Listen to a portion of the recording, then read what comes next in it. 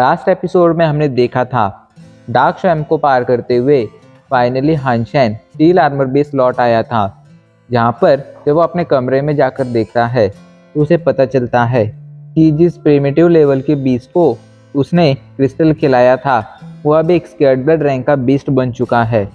ये पता चलते ही हानशेन तुरंत उसे मारकर पकाकर खा जाता है, जिससे उसे कुछ जीन पॉइंट्स मिलते हैं और अब उसके पास टोटल 34 जीन पॉइंट्स हो गए थे।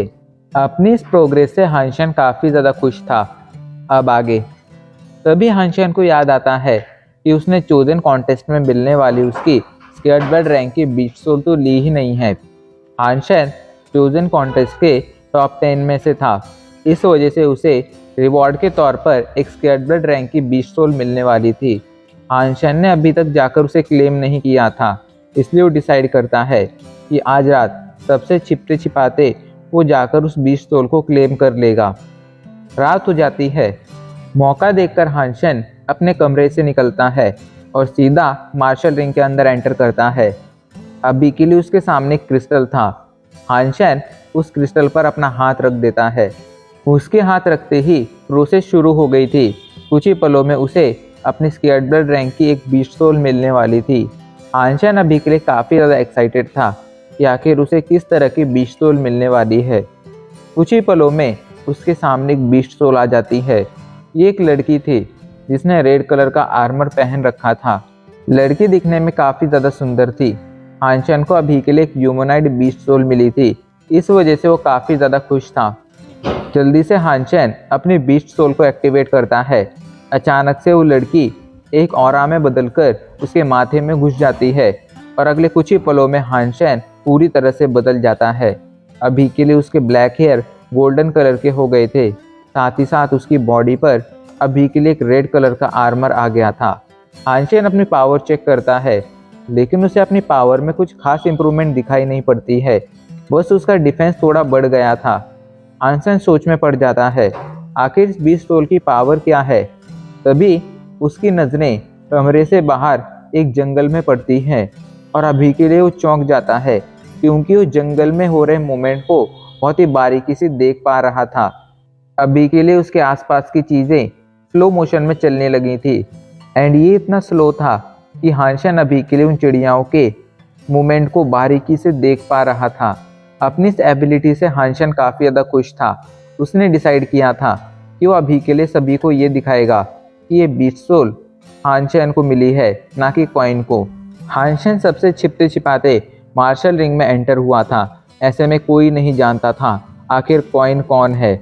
इस वजह से कोई ये भी नहीं जानता था कि आखिर कॉइन को कौन सी बीस्ट सोल मिलेगी, क्योंकि एक रैंडम बीस्ट सोल होने वाली थी। इस वजह से अभी के लिए हानशेन इस बीस्ट सोल का यूज़ हानशेन के रूप में कर सकता था, जिस वजह से अभी के लिए उसकी पावर बढ़ने वाली थी। उसकी इस बीस्ट सोल का नाम फेरी क्वीन था। हानशेन अब मार्शल रिंग से बाहर आ जाता है और वहाँ से सीधा ब्लैक हॉक मिलिट्री स्कूल के लिए टेलीपोर्ट हो जाता है। अभी के लिए हानशेन अपने कमरे की तरफ जा रहा था, लेकिन जैसे ही वो अपने कमरे के बाहर पहुँचता है उसे अपने कमरे से कई सारे लोगों के चीखने चिल्लाने की आवाज़ें सुनाई पड़ती हैं। हानशेन अभी के लिए शॉक हो गया था। उसे पता था कि अभी के लिए वो हॉस्टल में रह रहा है और यहाँ पर उसके साथ उसके कमरे में 3 और लोग होने वाले थे, लेकिन वो इस बात से चौंका था कि आखिर ये तीनों चीख चिल्ला क्यों रहे हैं। जब हानशेन कमरे का दरवाज़ा खोलता है तो उसकी नज़रें कमरे में मौजूद लोगों पर पड़ती हैं। हानशेन उन लोगों को देखकर कहता है, भाइयों क्या कोई प्रॉब्लम है? लेकिन इस पर अचानक से ही एक बंदा उसे अंदर खींच लेता है और कहता है, देखो अभी के लिए हम लोग ये डिसाइड करना चाहते हैं कि आखिर हमारा रूम लीडर कौन बनेगा। एक बंदा जो देखने में किसी बॉडी बिल्डर जैसा था, इसका नाम कैंग है। कैंग कहता है, देखो तुम सब में मैं सबसे बड़ा हूँ, इसलिए मुझे लीडर बनना चाहिए। तो एक बंदा जिसका नाम मैंग था वो कहता है, तुम सब में मैं सबसे ज़्यादा स्मार्ट हूँ, इस वजह से मुझे लीडर बनना चाहिए। तो इस पर तीसरा बंदा जैंग कहता है, हम चारों में मैं सबसे ज़्यादा पावरफुल हूँ, इसलिए लीडर मुझे बनना चाहिए। अभी के लिए उन तीनों की ये लड़ाई देखकर हानशेन शॉक हो गया था। उसे नहीं लगा था कि ये लोग इतनी सी बात पर इतना बड़ा बवाल मचाएंगे। वो लोग अब हानशेन की बात सुनने के लिए उसकी तरफ देखने लगते हैं। तो हानशन कहता है, तुम तीनों जिसे भी लीडर बनाओगे मुझे उससे कोई प्रॉब्लम नहीं होगी। इस पर अब जैंग आगे आकर कहता है, हम चारों आर्चरी डिपार्टमेंट से हैं, इसलिए क्यों ना हम इसका डिसीजन आर्चरी से ही करें। अभी के लिए हम शूटिंग एरिया में जाएंगे और जो भी वहाँ पर सबसे ज़्यादा बुलजाई को हिट करेगा वही अभी के लिए हमारा लीडर बनेगा। लेकिन हाँ, हमारे पास सिर्फ 100 एरो होंगे, उन्हीं 100 एरो में से हमें बुलजाई पर हिट करना होगा। इस पर सभी मान जाते हैं और वो लोग शूटिंग एरिया में आ जाते हैं। काफ़ी देर तक उनका ये कंपटीशन जारी रहता है एंड फाइनली रिजल्ट आ जाता है। जैंग ने सबसे अच्छा परफॉर्म किया था, इस वजह से वो फर्स्ट आया था। वहीं सेकंड पोजीशन मैंग ने हासिल की थी। हानशन ने अभी के लिए थर्ड पोजीशन हासिल की थी और कैंग वो अभी के लिए काफ़ी ज़्यादा उदास लग रहा था क्योंकि वही बेचारा था जो फोर्थ आया था, मतलब सबसे बेकार रिजल्ट उसका था। उसे अपने इस बेकार रिजल्ट पर भरोसा नहीं हो रहा था, पर जो सच था वो सच था। हानशन को जो कमरा मिला था उसका रूम नंबर 304 था और अभी के लिए जैंग उनका रूम लीडर बन चुका था। ये चारों अब अपने कमरे की तरफ लौटने लगते हैं। रास्ते में ये लोग आपस में बातें करने लगते हैं ताकि एक दूसरे को और अच्छी तरह से जान सकें। रास्ते में जब ये लोग जा रहे थे तब इनकी नज़र हेवन हैंड डिपार्टमेंट पर पड़ती है। अभी के लिए वहाँ पर एडमिशन चालू थे और एडमिशन पे जो पोस्टर लगा था उस पोस्टर पे अभी के लिए यान रैन की पिक्चर थी। यान रैन की पिक्चर देखकर अचानक से ही वो तीनों आपस में बातें करने लगते हैं। वहीं उन तीनों को यान रैन के बारे में बातें करता सुन हानशन जल्दी से उस पोस्टर की तरफ देखता है और उन तीनों से पूछता है, क्या ये लड़की पॉपुलर है? अभी के लिए हानशन इस लड़की को पहचान तो गया था लेकिन उसे नहीं लगा था कि ये लड़की पॉपुलर होगी। हानशन के इस सवाल पर कैंग चौंक गया था तो जल्दी से हानशन को बताता है, ये लड़की सिर्फ पॉपुलर नहीं है बल्कि बहुत ज़्यादा पॉपुलर है। ये असल में हेवन हैंड डिपार्टमेंट की प्रेसिडेंट है और सबसे खास बात है ये एक बहुत ही पावरफुल फैमिली से आती है। ये काफ़ी ज़्यादा टैलेंटेड और पावरफुल है और इसकी खूबसूरती का तो कोई मुकाबला ही नहीं है। ये हमारे पूरे कॉलेज की, पूरे स्कूल की टॉप ब्यूटी है। कैंग और जैंग यान रैन की वजह से हेवन हैंड डिपार्टमेंट में एडमिशन लेने जाने लगते हैं, लेकिन तभी अचानक से बीच में मैंग आ जाता है और उन दोनों को रोकते हुए कहता है, क्या तुम दोनों पागल हो? हम अभी के लिए आर्चरी डिपार्टमेंट के स्टूडेंट हैं। ऐसे में तुम लोग किस तरह अपने डिपार्टमेंट को छोड़कर इस हेवन हैंड डिपार्टमेंट में जा सकते हो? और मैंग उन दोनों को पीछे खींच लेता है। इधर हानशन समझ गया था यान रैन पूरे कैंपस में काफ़ी ज़्यादा पॉपुलर है, इसलिए उसने डिसाइड किया था कि वो इस बात को सीक्रेट रखेगा कि उसने फ्लाइट में यान रैन को हेवन हैंड गेम में हराया था। इधर कुछ दिन बीत जाते हैं। अभी के लिए उनके क्लासेस शुरू हो गए थे। हानशन सभी क्लासेस को अटेंड कर रहा था। इन क्लासेस में उन्हें हर चीज़ के बारे में पढ़ाया जा रहा था, शूटिंग से लेकर रोबोटिक्स तक। साथ ही साथ उनकी जीन्स के ऊपर भी क्लासेस थी ताकि वो लोग ह्यूमन जीन्स को और बेहतर तरह से समझ सकें। हानशन को भी अभी के लिए अपने स्कूल में मज़ा आने लगा था। एक रात को हानशन बैठकर पढ़ाई कर रहा था, तभी उसके पास क्विंग जी का फ़ोन आता है, लेकिन हानशन बिजी होने की वजह से उसका फ़ोन उठा नहीं पाया था। जब बाद में वो क्विंग जी के इतने सारे मिस कॉल्स देखता है तो वो चौंक जाता है और जल्दी से क्विंग जी को कॉल करता है, जहाँ पर क्विंग जी उसे बताता है कि अभी के लिए थम डील के लिए रेडी है। हानशन तुरंत वहाँ से टेलीपोर्ट होकर स्टील आर्मर बेस लौट आता है। अभी के लिए तो जल्दी से जाकर थम से मिलता है। थम हानशन को वहाँ देखकर खुश हो जाता है। हानशन की पावर ने उसे समझा दिया था कि हानशन भले ही नॉर्मल दिखता है लेकिन वो नॉर्मल है नहीं, वो काफ़ी ज़्यादा पावरफुल है। थम अपने पास से स्केयर्ड ब्लड बो निकालता है और उसे हानशन को देते हुए कहता है, ये बो काफ़ी ज़्यादा पावरफुल है, उम्मीद है तुम्हारे फ्यूचर जर्नी में ये तुम्हारे काफ़ी काम आएगा। इस पर हानशन भी जल्दी से अपनी शील्ड निकालता है और उसे वो देते हुए कहता है, ये शील्ड भी काफ़ी ज़्यादा पावरफुल है और मुझे उम्मीद है इसकी मदद से तुम अभी के लिए अपने फिस्ट ग्रुप को और ज़्यादा पावरफुल बना पाओगे। उन दोनों की डील हो चुकी थी। अपने अपने वेपन्स लेकर, अपने अपने पिस्तौल लेकर वो लोग अब वहाँ से चले जाते हैं। हानशन वहाँ से टेलीपोर्ट होकर अभी के लिए अपने ब्लैक हॉक मिलिट्री स्कूल लौट आता है लेकिन जैसे वो अपने कमरे के दरवाजे के पास पहुंचता है, अचानक से उसे कमरे के अंदर से अजीब सी आवाज़ें आने लगती हैं, जैसे कि कुछ लोग आपस में झगड़ रहे हों।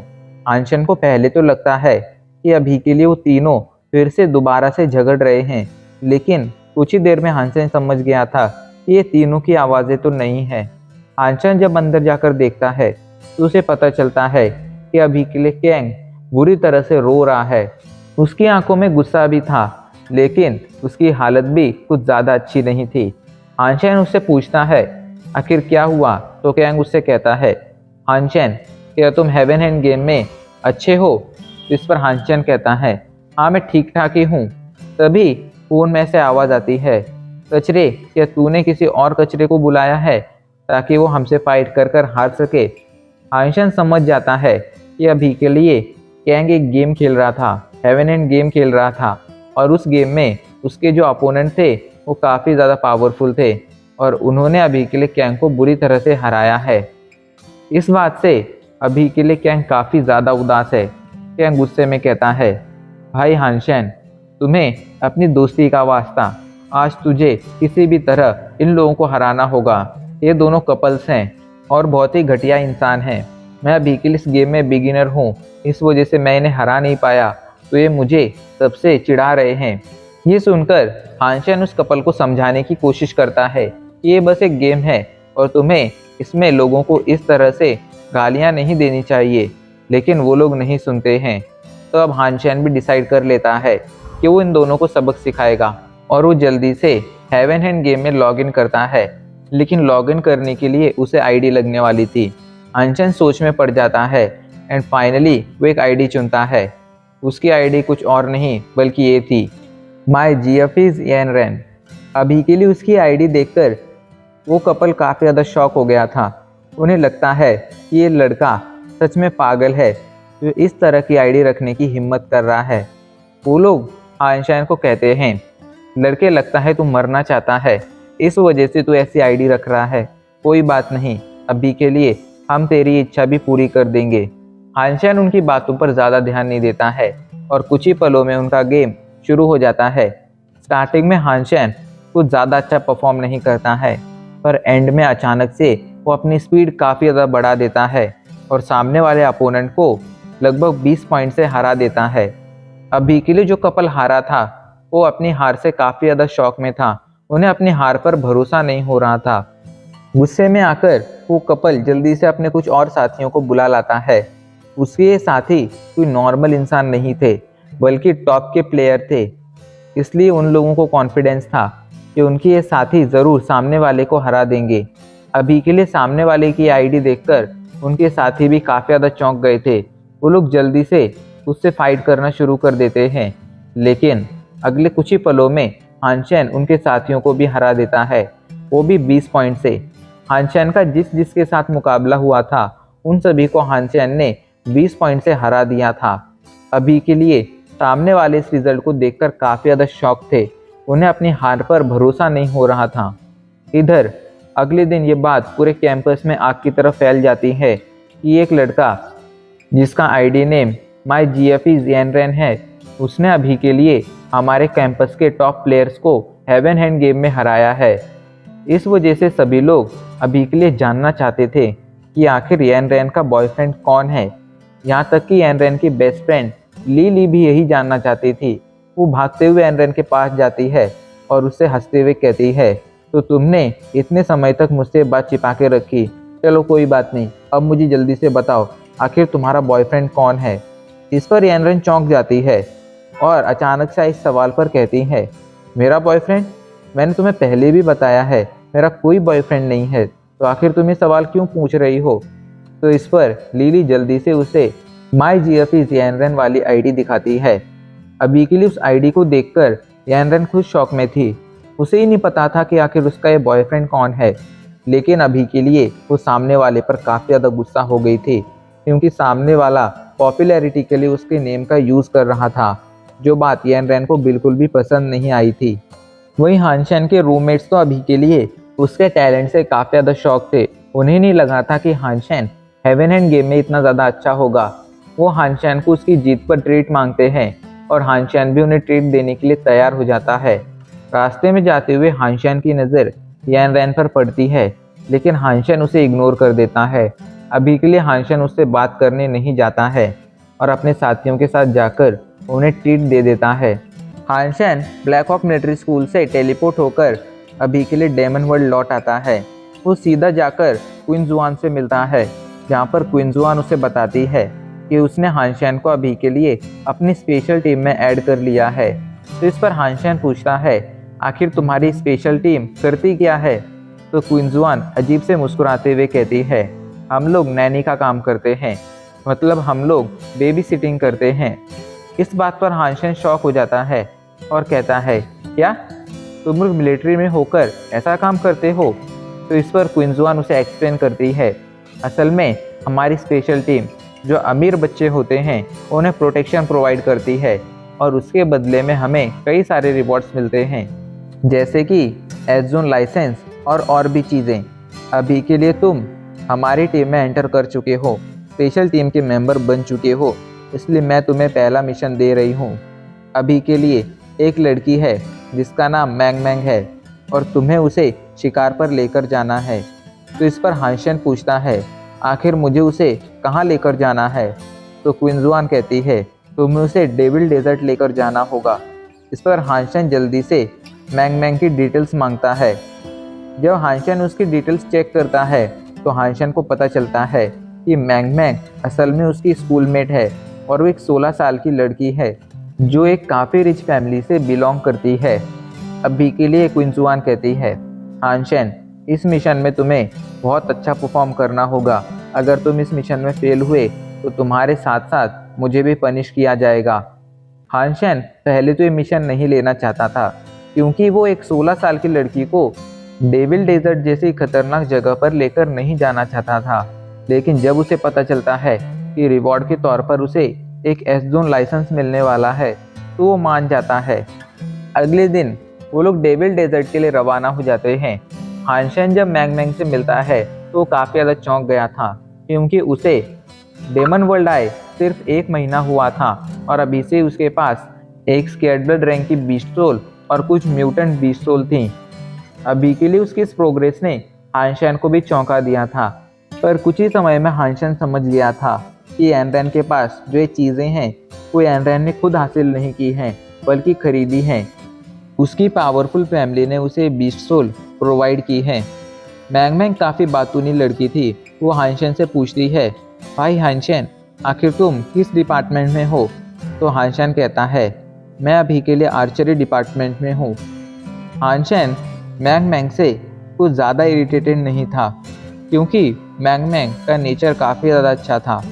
हानशैन के साथ अभी के लिए मैंग मैंग की रक्षा करने के लिए, मैंग मैंग की प्रोटेक्शन करने के लिए कार्ड और चूशाओ भी आए थे।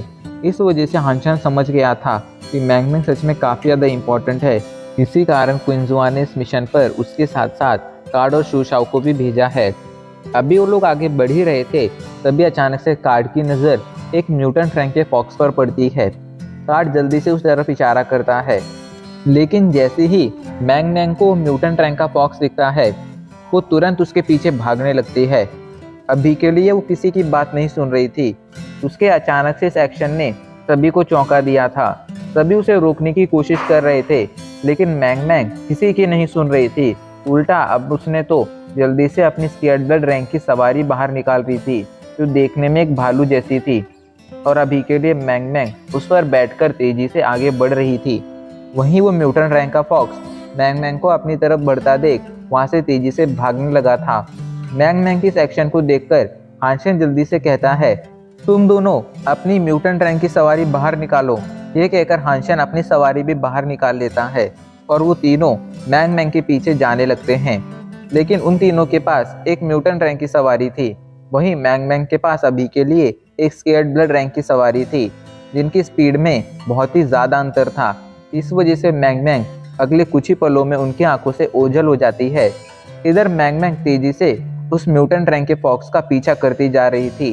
फाइनली कई किलोमीटरों तक भागने के बाद वो म्यूटेंट रैंक का फॉक्स एक जगह पर आकर रुक जाता है। उसे रुकता देख मैंग मैंग एक्साइटेड हो जाती है और उसका शिकार करने जाने ही लगती है और तभी अचानक से वहाँ पर कई सारे प्रिमिटिव रैंक के बीस्ट आ जाते हैं। ये सभी प्रिमिटिव फॉक्स बीस्ट थे जो अभी के लिए उस म्यूटेंट रैंक के बीस्ट की मदद करने आए थे। इतने सारे फॉक्स बीस्ट को वहाँ पर देखकर मैंग मैंग समझ जाती है कि वो मुसीबत में फंस चुकी है और वो अपनी जान बचाकर वहाँ से भागने लगती है।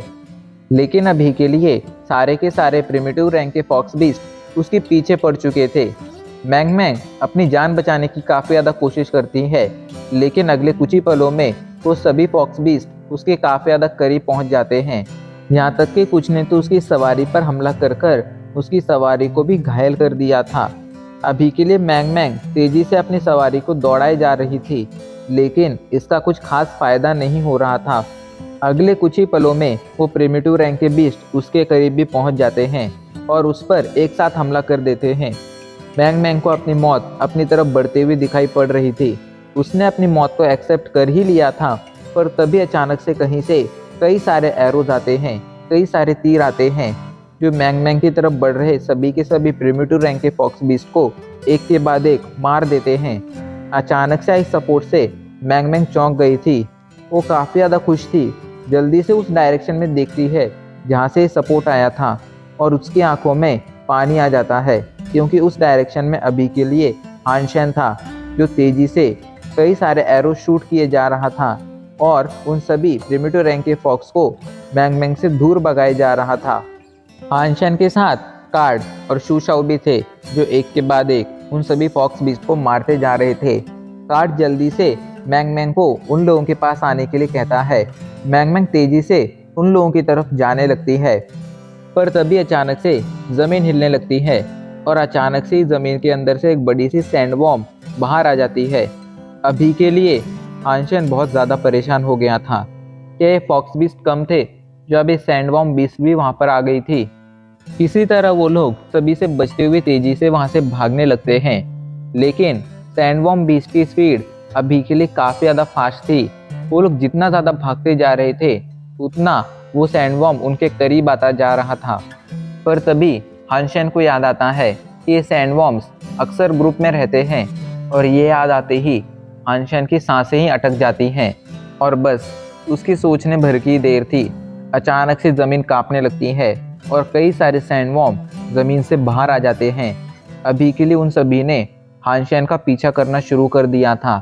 ये देखकर हान शेन जल्दी से मैंग मैंग को अपनी तरफ खींचता है। उसने मैंग मैंग को अपनी सवारी पर खींच लिया था। उन्हें जल्द से जल्द कोई ना कोई डिसीजन लेना था ताकि वो जल्द से जल्द यहाँ से बचकर भाग सकें। हान शेन जल्दी से कार्ड से कहता है, तुम रास्ता साफ करो, और कार्ड तुरंत रास्ता साफ करने लगता है। वो तेजी से एक के बाद एक प्रिमिटिव रैंक के सभी फॉक्स को मारते जा रहा था, साथ ही साथ सैंड बॉम्ब्स को भी मारते जा रहा था, लेकिन उसका स्टैमिना भी बहुत जल्द खत्म होते जा रहा था। पर किसी तरह वो चारों रास्ता साफ करते हुए आगे बढ़ते जा रहे थे। मैंग मैंग को लग रहा था कि अभी के लिए वो जिस मुसीबत में पड़े हैं उसकी वजह से पड़े हैं, इसलिए वो खुद को ब्लेम करने लगती है। तो हान शेन कहता है, तुम्हें अभी के लिए खुद को ब्लेम करने की ज़रूरत नहीं है। हम लोग तुम्हारे साथ इस मिशन पर आए हैं और ऐसे में अगर हम तुम्हें प्रोटेक्ट करने में असमर्थ रहते हैं तो इसका मतलब ये होगा कि हम लोग काबिल नहीं हैं, इसलिए तुम्हें ज़्यादा सोचने की ज़रूरत नहीं है। अभी के लिए अपने दिमाग को शांत रखो। हान शेन की बात सुनकर फाइनली मैंग मैंग शांत हो जाती है। इधर कार्ड एक के बाद एक प्रिमिटिव रैंक के बीस्ट को मारते हुए रास्ता साफ करते जा रहा था। उन लोगों को लगा था कि वो लोग बच चुके हैं, पर तभी अचानक से उनके सामने कई सारे प्रिमिटिव रैंक के और भी फॉक्स बीस्ट आ जाते हैं और इन सभी फॉक्स बीस्ट के बीच में एक ऑरेंज कलर का फॉक्स बीस्ट भी था जिसके सर पर एक सींग था। हान शेन जैसे ही उसे देखता है तो तुरंत पहचान जाता है, ये तो स्केर्ड ब्लड रैंक का फॉक्स बीस्ट है। और अभी के लिए हान शेन ने समझ गया था कि स्केर्ड ब्लड रैंक का फॉक्स बीस्ट इन सभी का राजा है, मतलब इन सभी फॉक्स बीस्ट का राजा है। ऐसे में जब तक ये फॉक्स बीस्ट यहाँ पर रहेगा, इन लोगों को ऑर्डर देता रहेगा, तब तक तो हान शेन के लिए यहाँ से बचकर भागना लगभग इम्पॉसिबल है। फिर से खुद को मुसीबत में देखकर यानरन रोने लगती है और कहती है, ये सब मेरी वजह से हुआ है, आप लोग मुझे यहीं पर छोड़ दीजिए और मेरी चिंता मत कीजिए। मेरी वजह से ये सब हुआ है, इसलिए इसकी कीमत मैं खुद चुकाऊंगी, चाहे उसके बदले में मुझे अपनी जान ही क्यों ना देनी हो। इतने जल्दी हम हार नहीं मान सकते हैं। ये कहकर हानशेन जल्दी से यानरैन को अपनी 20 सोल के ऊपर से नीचे उतारता है और उससे उसके खंजर मांगता है। यानरैन भी उसे अपनी खंजर दे देती है।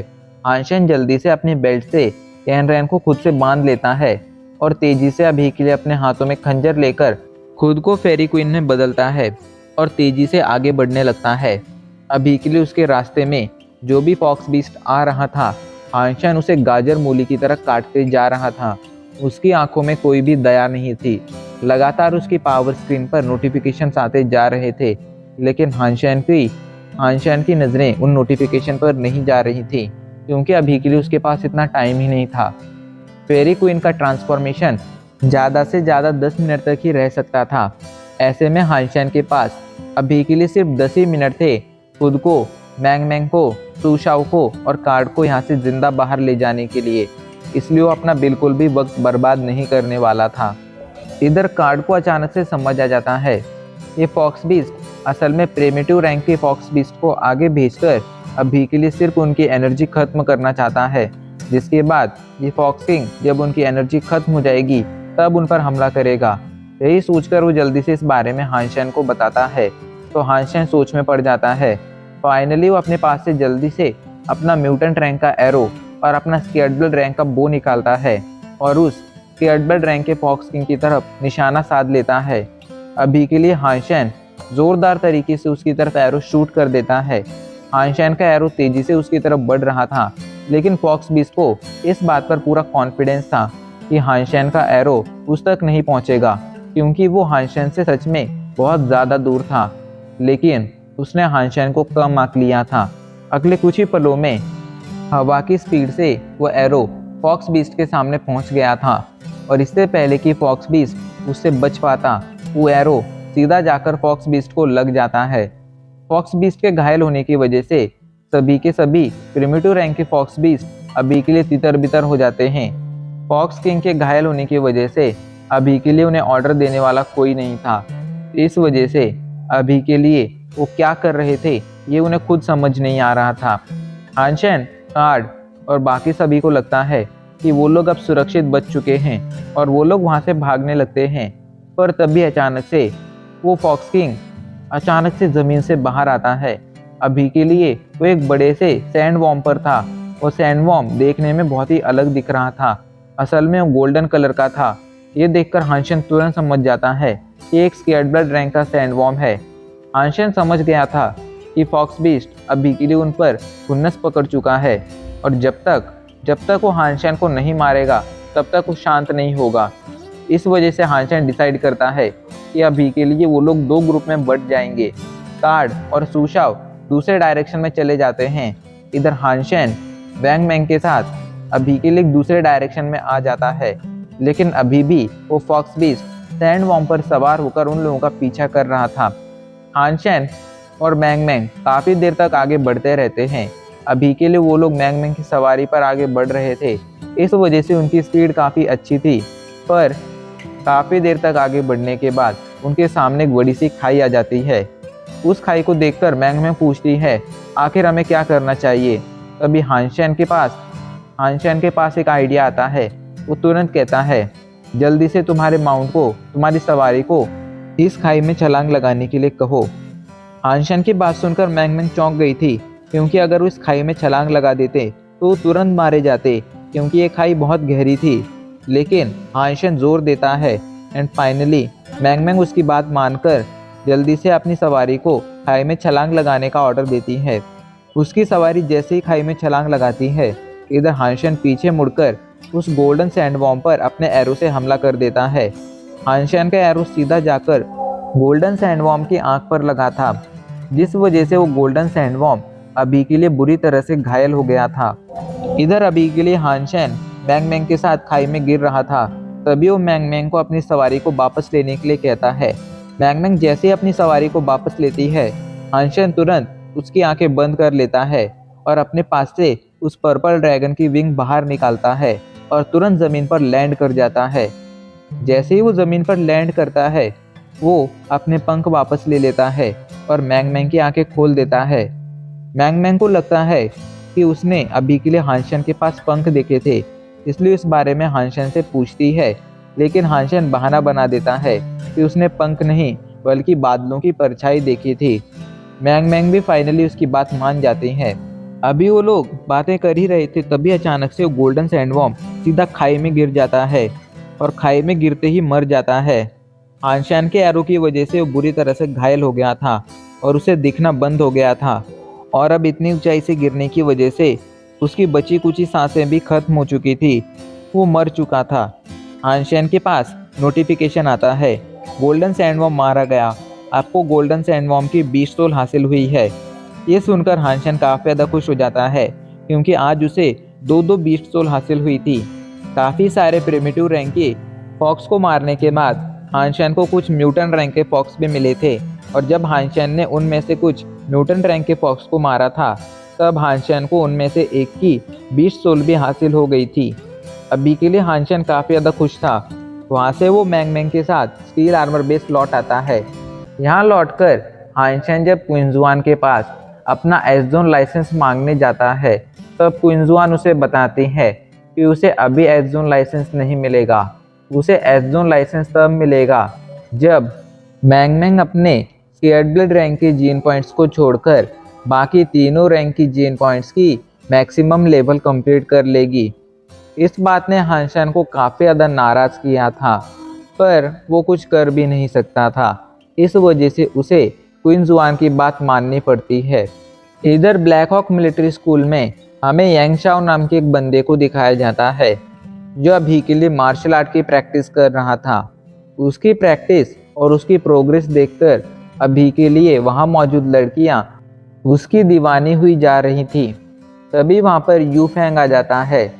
यू फेंग उन सभी लड़कियों को इग्नोर करते हुए सीधा यांग शाओ के पास जाता है और उसे कहता है, माई GF इज यानरेन, क्या यह आईडी तुम्हारी है? तो इस पर यांग शाओ कहता है, मेरे पास तुम्हारे जैसा फालतू टाइम नहीं है कि मैं किसी लड़की के नाम पर अपनी कोई आईडी बनाऊं और उस लड़की के पीछे अपना टाइम वेस्ट करूं। वो आईडी मेरी नहीं है। ये सुनकर यू फेंग आगे कुछ नहीं कहता है और वहाँ से चला जाता है। यू फेंग असल में यानरेन के पीछे पड़ा था। वो यानरेन को काफ़ी ज़्यादा पसंद करता था। ब्लैक हॉक मिलिट्री स्कूल में हेवन हैंड गेम में वो नंबर 1 पर था, लेकिन यानरेन ने उसे कभी भाव नहीं दिया था, और अभी के लिए एक लड़का यानरेन को अपनी गर्लफ्रेंड बता रहा था। इस वजह से अभी के लिए यू फेंग काफ़ी ज़्यादा गुस्से में था एंड वो उस लड़के को सबक सिखाना चाहता था।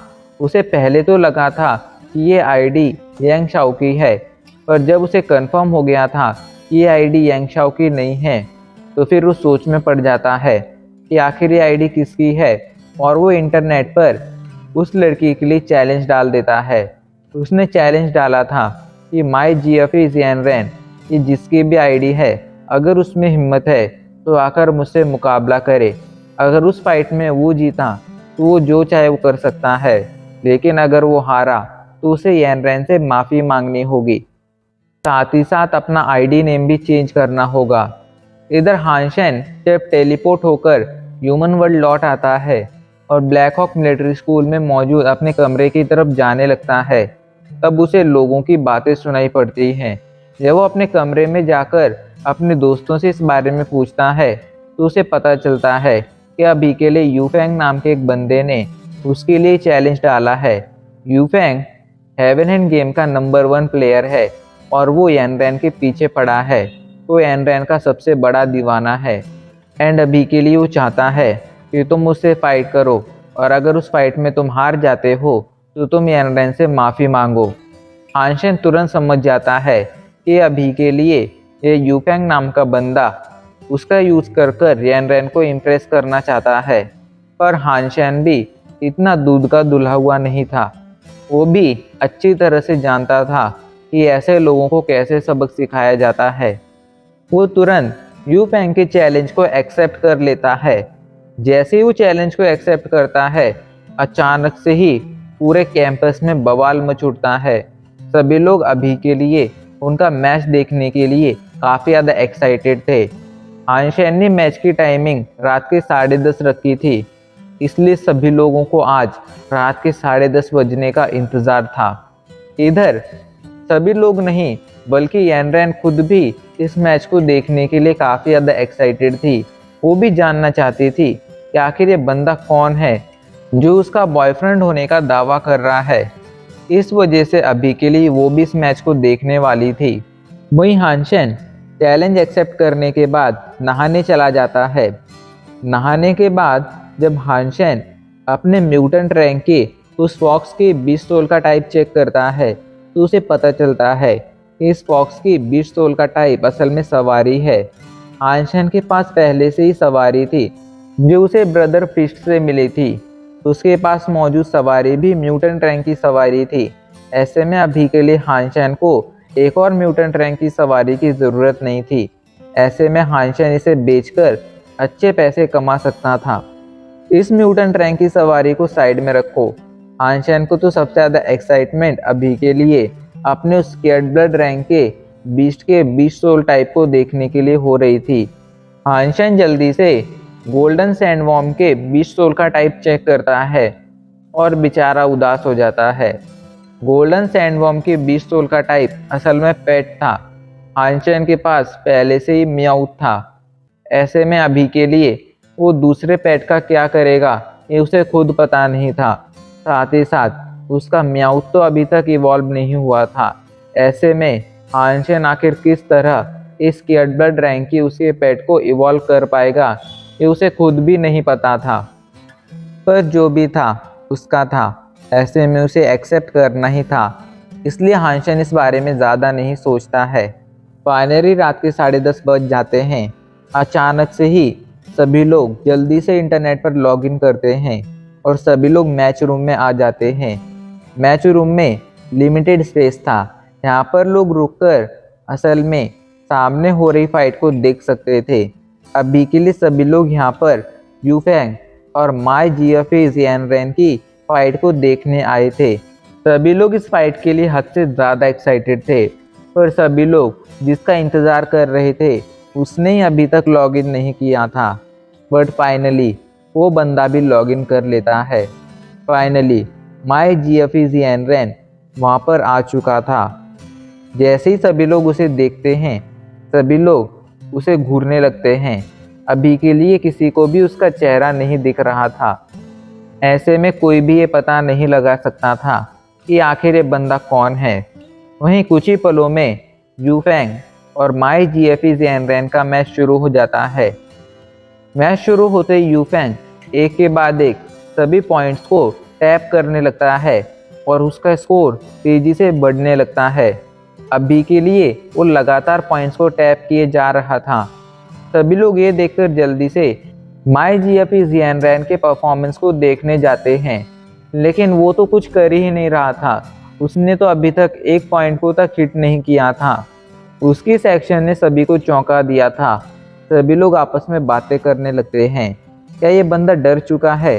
क्या उसे डर लग रहा है कि वो यूफैंग को नहीं हरा पाएगा, इसलिए उसने पहले ही हार मान ली है? ये सवाल सिर्फ इन नॉर्मल लोगों के बीच नहीं बल्कि यानरैन के खुद के मन में भी दौड़ रहा था। उसने माई जीएफएस यानरैन के पुराने वीडियोस देखे थे जिससे वो समझ गई थी कि ये बंदा कमज़ोर तो बिल्कुल नहीं है। तो फिर आखिर ये कोशिश क्यों नहीं कर रहा है? कहीं ये ऑफलाइन तो नहीं चला गया है? सभी को अभी के लिए यही लग रहा था कि ये बंदा डरकर ऑफलाइन चला गया है। इधर हानशेन के रूममेट्स उससे कहते हैं, भाई हानशेन आखिर तुम कर क्या रहे हो? तुम अभी तक पॉइंट्स को हिट करना शुरू क्यों नहीं किया है? क्या तुम हारना चाहते हो? इस पर हानशेन अजीब तरह से मुस्कुराते हुए कहता है, ये बंदा कुछ ज़्यादा ही स्लो है। अब मैं इसे दिखाता हूँ असली स्पीड किसे कहते हैं। इधर स्कोर लगातार बढ़ते जा रहा था। अभी के लिए यूफैंग का स्कोर 74 हो गया था और माई जीएफएस यानरैन का स्कोर 0 था। इस वजह से सभी को लगा था कि अब माई जीएफएस यानरैन हारने वाला है। पर तभी अचानक से माई जीएफएस यानरैन कहता है, सॉरी अभी तक मैं टॉयलेट में था, इस वजह से मैच को शुरू नहीं कर पाया। चलो अब मैच को शुरू करते हैं। सभी को लगता है कि ये बस बहाने बना रहा है ताकि अपनी हार को छिपा सके, लेकिन हानशेन को भला इस बात से क्या ही फर्क पड़ता था। वो जल्दी से मैच को शुरू कर देता है। वो एक के बाद एक सभी स्पॉट्स को टैप करने लगता है। उसकी स्पीड इतनी ज़्यादा कमाल की थी कि वो बस एक बार में 9 स्पॉट्स को टैप कर पा रहा था। उसकी स्पीड ने सभी को चौंका दिया था। यू फैंग तक उसका मुकाबला नहीं कर पा रहा था। ये बैटल अगले कुछ और सेकंड्स तक चलती है एंड अगले कुछ ही सेकंड्स में हान शेन ने सभी के सभी 100 पॉइंट्स को टैप कर लिया था। इधर यू फैंग सिर्फ 80 पॉइंट्स को टैप कर पाया था। मतलब यू फैंग 20 पॉइंट्स से हार गया था। सभी लोग अभी के लिए शॉक में थे। किसी को यकीन नहीं हो रहा था कि बाकी सभी की तरह हान शेन ने माई जीएफई जियानरेन ने यू फैंग को तक 20 पॉइंट से हरा दिया है। यहाँ तक कि यू फैंग को खुद को ये भरोसा नहीं हो रहा था। इधर यानरेन और उसकी रूममेट लिली भी अभी के लिए शॉक में थे। सभी के बीच में अभी के लिए इस मैच के बारे में चर्चा शुरू हो गई थी। वहीं जिसकी वजह से इतना बड़ा बवाल मचा था वो तो अभी के लिए अपने दोस्तों को कैंटीन में ट्रीट दे रहा था। जीत की खुशी में हान शेन के रूममेट्स ने उसे ट्रीट मांगी थी और हान शेन ने उन्हें ट्रीट दी भी थी। तभी कैंग कहता है, तुम चिंता मत करना हान शेन, मैंने तुम्हारा नमक खाया है। ऐसे में मैं कभी भी किसी को ये पता नहीं चलने दूंगा कि माई जीएफई जियानरेन तुम ही हो। इस पर हान शेन मन ही मन सोचने लगता है, क्या ये लोग मेरे सीक्रेट की वजह से मुझे ब्लैकमेल करने वाले हैं? और हान शेन को नहीं लगता था कि वो लोग ऐसा कुछ करेंगे भी। और जो भी था, अभी के लिए उसका ये सीक्रेट ही रहने वाला था। वो लोग खाना खा ही रहे थे, तभी अचानक से पीछे से कोई आकर कहता है, सीनियर हान शेन, आप भी यहाँ पर हैं? हान शेन जब पीछे मुड़कर देखता है तो वहाँ पर मैंग मैंग खड़ी थी। मैंग मैंग के साथ अभी के लिए 2 और लड़कियाँ थी। हान शेन जब उन दोनों लड़कियों की तरफ देखता है तो वो दोनों अपना इंट्रोडक्शन देती हैं। पहली लड़की कहती है, हेलो सीनियर, मैंने आपके बारे में काफ़ी कुछ सुना है, मेरा नाम जैन जैन है। और दूसरी कहती है, मैंने भी मैंग मैंग के मुंह से आपके बारे में काफ़ी कुछ सुना है, मेरा नाम वैंग चुन है। हान शेन उन लोगों को वहाँ पर देखकर चौंक गया था। हान शेन मुस्कुराते हुए कहता है, तो हम दोबारा से मिल गए। इधर हान शेन के दोस्त उसे चिढ़ाने लगते हैं। हान शेन, आखिर तुम इन 3 जूनियर्स को कैसे जानते हो? आखिर क्या बात है? हान शेन उन्हें समझाने जाता है, लेकिन वो लोग हान शेन की बात नहीं सुनते हैं। इधर मैंग मैंग कहती है, भाई हान शेन, क्या मैं आपसे एक फेवर मांग सकती हूँ? तो हान शेन पूछता है, बोलो ना, आखिर तुम्हें मेरी कौन सी मदद चाहिए? तो इस पर मैंग मैंग जल्दी से कहता है, असल में अभी के लिए हमारे डिपार्टमेंट में लोगों की कमी है, क्या आप हमारे डिपार्टमेंट को ज्वाइन करेंगे? तो इस पर हान शेन कुछ कहता उससे पहले ही कैंग आगे आकर कहता है, हाँ क्यों नहीं, हम लोग ज़रूर तुम्हारे डिपार्टमेंट को ज्वाइन करेंगे। उसके ऐसा कहते ही जल्दी से मैंग मैंग के चेहरे पर एक मुस्कान आ जाती है। तभी कैंग पूछता है, आखिर तुम कौन से डिपार्टमेंट से हो? तो मैंग मैंग मुस्कुराते हुए कहती है, हम तीनों हैवी वॉर मशीन डिपार्टमेंट से हैं। उनकी बात सुनकर अचानक से ही हान शेन के तीनों दोस्त चौंक जाते हैं। उन तीनों को अभी के लिए बहुत बड़ा शॉक लगा था। तीनों ने ही नहीं सोचा था कि ये प्यारी सी दिख रही लड़कियां असल में हैवी वॉर मशीन डिपार्टमेंट से होंगी। लेकिन उन लोगों ने पहले ही अब इन्हें वादा कर दिया था, तो वो लोग पीछे भी नहीं हट सकते थे। हान शेन को तो कुछ फ़र्क नहीं पड़ता था कि आखिर वो किस डिपार्टमेंट में जाता है। अभी के लिए उसके पास काफ़ी फ्री टाइम था और मैंग मैंग उसकी क्लाइंट थी। साथ ही साथ उसका बिहेवियर भी काफ़ी अच्छा था। ऐसे में हान शेन को उसके लिए heavy war machine department join करने में कोई प्रॉब्लम नहीं थी। वो चारों इन तीनों लड़कियों के साथ हैवी वॉर मशीन डिपार्टमेंट में आ जाते हैं। यहाँ पर जल्दी से मैंग मैंग अपने प्रेसिडेंट को हान शेन और उसके दोस्तों का इंट्रोडक्शन देती है और उनसे कहती है कि ये तीनों अभी के लिए heavy war machine department join करना चाहते हैं। उनकी बात सुनकर प्रेसिडेंट फैटी, जिसे हम मोटू कहेंगे, और स्किनी, जिसे हम पतलू कहेंगे, अभी के लिए चौंक गए थे। वो दोनों अच्छी तरह से जानते थे कि आर्चरी डिपार्टमेंट के जो स्टूडेंट होते थे उनकी फिटनेस काफ़ी ज़्यादा लो होती थी, ऐसे में अगर वो heavy war machine department join कर भी लेते हैं तो भी इसका हैवी वॉर मशीन डिपार्टमेंट को कोई खास फायदा नहीं होगा। लेकिन मैंग मैंग को हानचैन पर पूरा भरोसा था। इस वजह से वो लोग अब आगे कुछ नहीं कहते हैं। मैंग मैंग जल्दी से हानचैन और उसके दोस्तों को हैवी वॉर मशीन्स दिखाती है। अभी के लिए वहाँ पर 3 हैवी वॉर मशीन्स थी।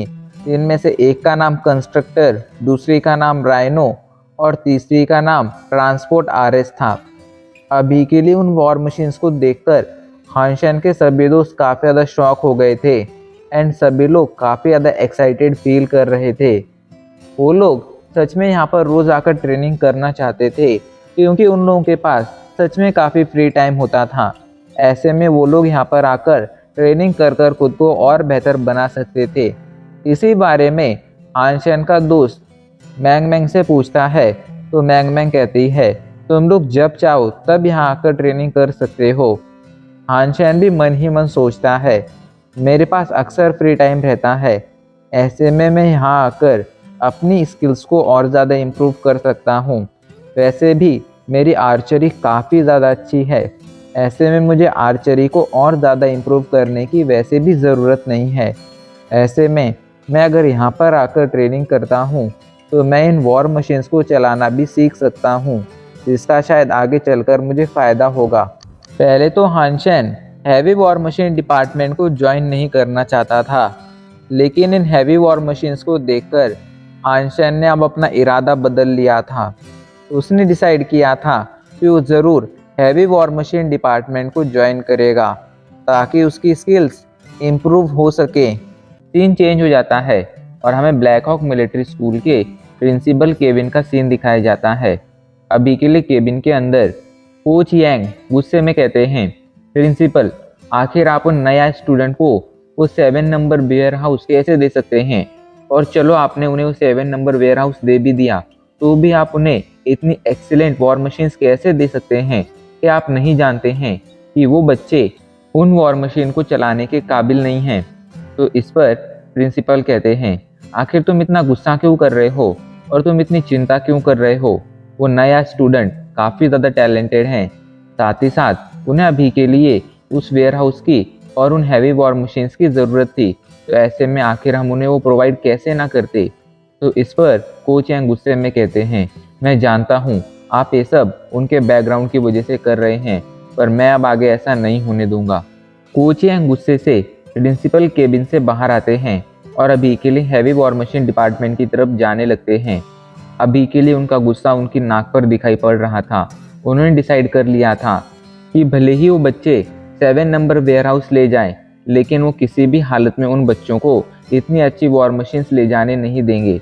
इसी गुस्से के साथ अभी के लिए वो वॉर मशीन डिपार्टमेंट के अंदर एंटर करते हैं। तारिक अब सिर पर था, ऐसे में उन्होंने डिसाइड कर लिया था कि चाहे कुछ भी हो जाए लेकिन वो इन वॉर मशीन्स को अपने डिपार्टमेंट के अंदर लेकर जाएंगे ही, मतलब जाएंगे ही, चाहे फिर उसके लिए उन्हें उन रिच बच्चों के पेरेंट्स को ऑफेंड ही क्यों ना करना पड़े। पर एंटर करते ही उनकी नज़र एक हैवी वॉर मशीन पर पड़ती है जिसे अभी के लिए कोई तो कंट्रोल कर रहा था। ये हैवी वॉर मशीन बिल्डर थी जिसे कंट्रोल करने वाला काफ़ी अच्छी तरह से कंट्रोल कर रहा था। ये देखकर कोच यांग को लगता है कि ये कोई नया कोच है जो अभी के लिए काफ़ी अच्छी तरह से इस हैवी वॉर मशीन को कंट्रोल कर रहा है। सामने वाले की काबिलियत देखकर कोच को लगता है कि सामने वाला ज़रूर कोई इवॉल्वर होगा।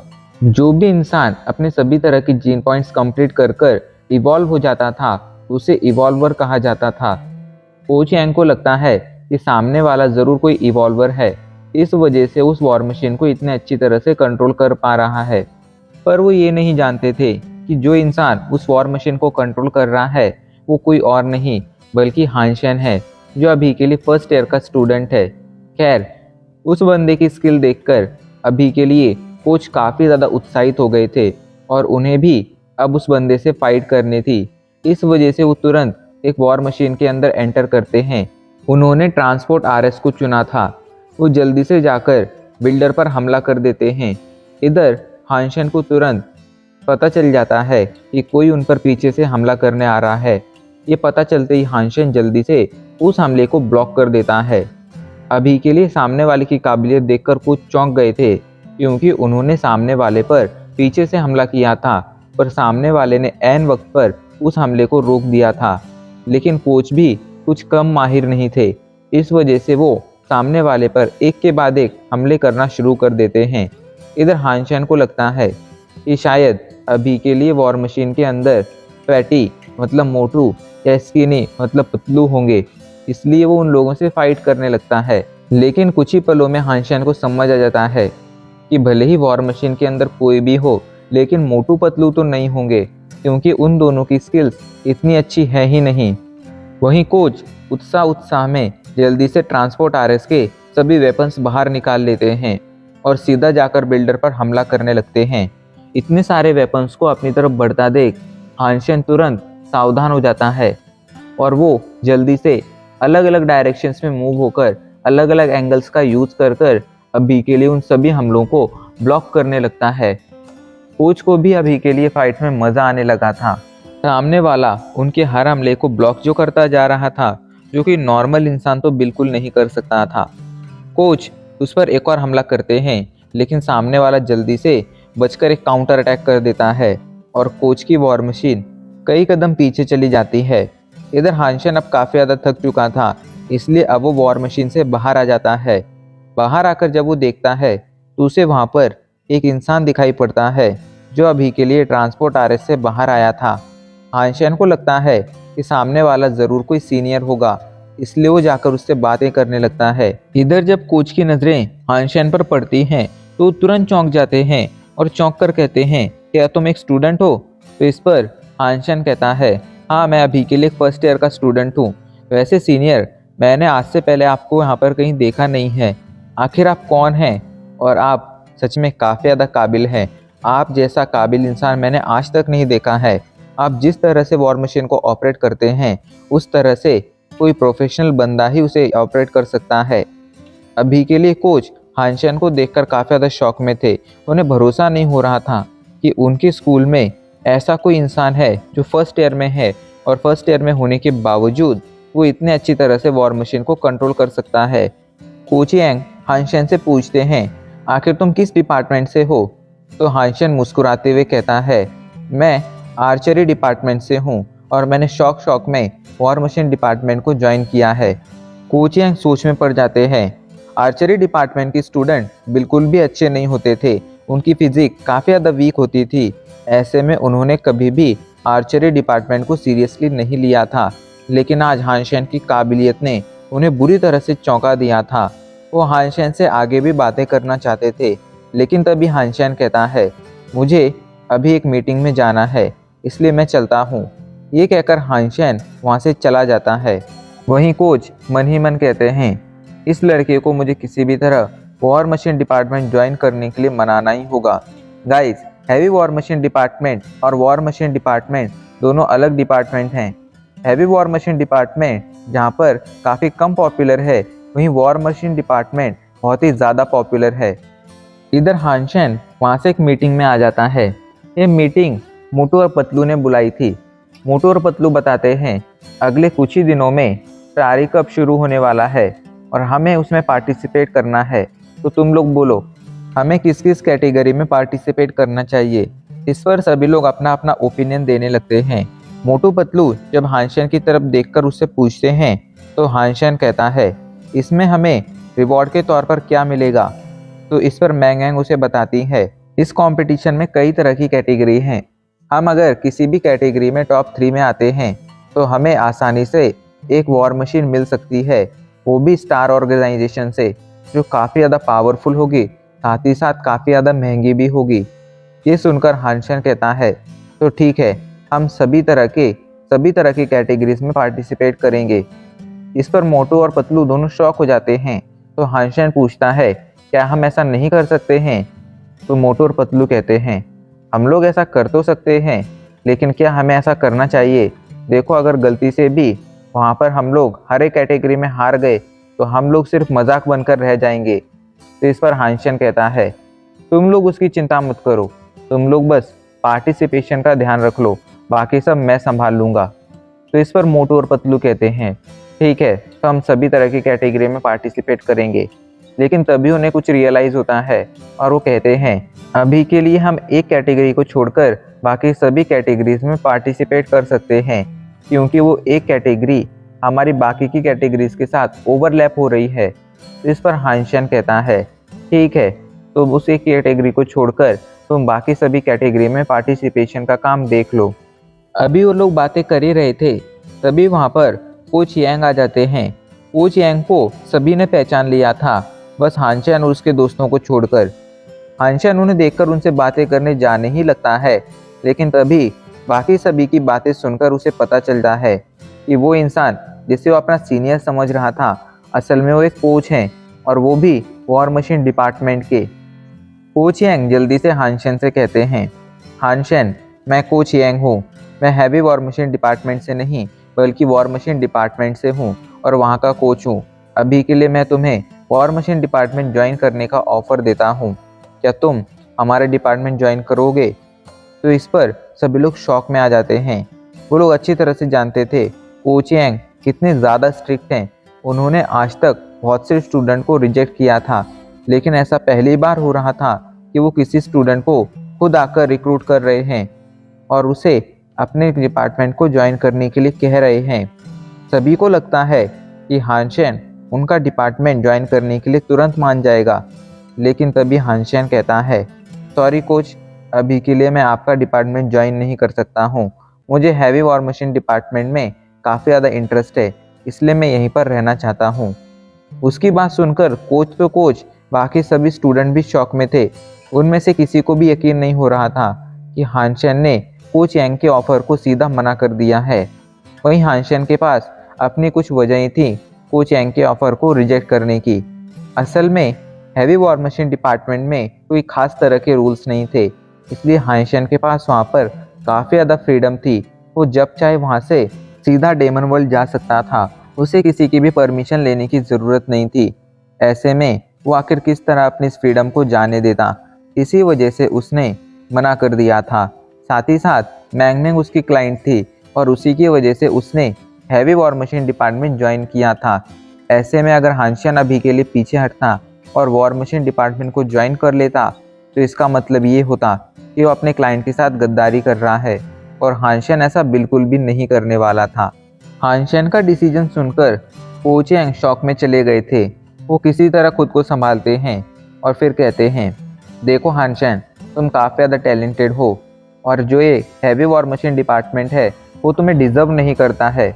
मैं तुम्हें टाइम देता हूँ, दोबारा से सोचो, और जब तुम्हारा मन बदल जाए तब तुम कभी भी आकर वॉर मशीन डिपार्टमेंट को ज्वाइन कर सकते हो।